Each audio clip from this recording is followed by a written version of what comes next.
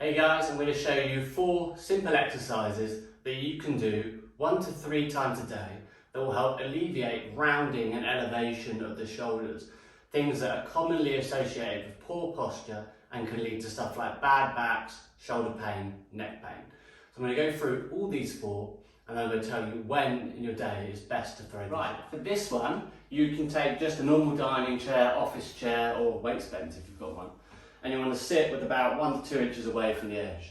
From here, you're just going to grip under the seat, make sure your elbow is straight and your shoulder is in a natural position.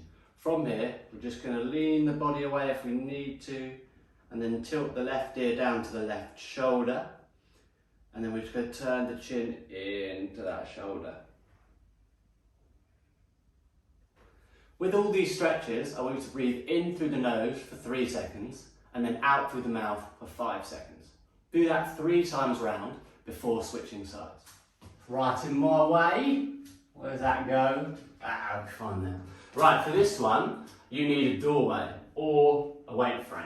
It's probably easier to do it at home with a doorway so you don't annoy people who are squatting. You want to set your feet within that doorway, and you want to be about yay far from, say, the pole or door frame. From here, put your hand level with your face. You want fingertip to elbow on the pole and you want to stay loose and relaxed in your upper body. What we're then going to do is stride forward with the inside leg, and that's going to take the hip past the pole, which is then going to create a stretch in the chest and the shoulders. Remember, I'm not pulling on this pole at all, I'm just using my body position to create that stretch. From here, hand on hip, just so somewhere to put it, and turn the head away. Remember, in that position, you start that breathing pattern again. In through the nose for 3 seconds, out through the mouth for 5 seconds. Right, very similar, but you just get a slightly different stretch a bit higher up in the chest and the shoulder. For this one, again, you want to be about yay distance away. You want to have your elbow this time the same height as your shoulder. So you see how much higher my hand is.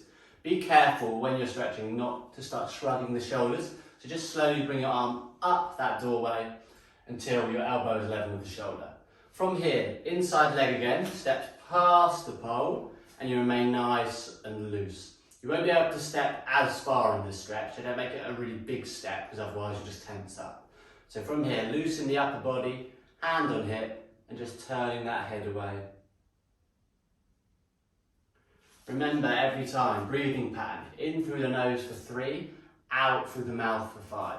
Doing your best to really relax on that out breath. You can do 5 cycles if you want. You may find that you have relaxed into the stretch a bit better. Right, this stretch is really good for the bicep as well as the chest and the shoulders. Be careful on this one because a lot of people bring the hand too high and ruin the stretch.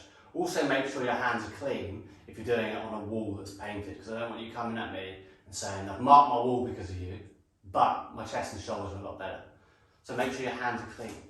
What we're going to do, you stand arm's length away, sideways on, and then you're going to bring the hand up the wall till it feels like the base of your hand is about to come off the wall. Remember, the elbow is staying straight. If I went any higher than this, start to shrug up, it'd be hard to do the move, which we don't need to do. So I slide the hand up, for me, it's about there.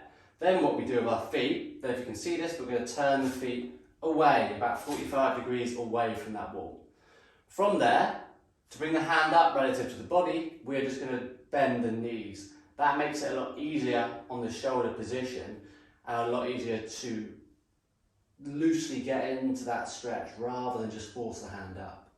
So we turn the head away again, and if you want to increase the stretch, we just turn the feet a little bit further away from the wall and then bend the knees. So for me, that's a really good stretch through the bicep, forearm, chest and shoulders.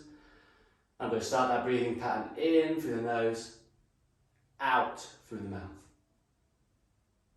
The best way to go about making sure you do these stretches consistently is to pair them onto a habit that you do every day and you enjoy or you just have to do. So for me, when I'm making a cup of coffee and I've got to say 1 to 2 minutes whilst that kettle's boiling or 1 to 2 minutes whilst that tea is brewing, I will get into the doorway of the kitchen and go for that first stretch and that second stretch. I will pair the other stretches on the things that I do as well. So I tend to do that bicep stretch whilst I'm in the gym space, just because I've got a wall that I won't mark because I use those mats. The last exercise, that seated trap stretch, I just tend to do whilst I'm working. So if I remember, which I tend to do because you'll be hunched up and you'll be tight in the shoulders, My hand will come down, it gives me a reminder, okay, all right, hand under there, perform this stretch. So by doing that, by pairing them onto multiple things, so I'm not doing all 4 in a row, which takes up quite a lot of time, I'm doing them in different periods throughout the day, I'm managing to do them more consistently and maintain good posture and avoid those kind of perils of bad posture and what they bring with it. Let me know if you enjoy this video by commenting in the comments, and I'll see you again soon.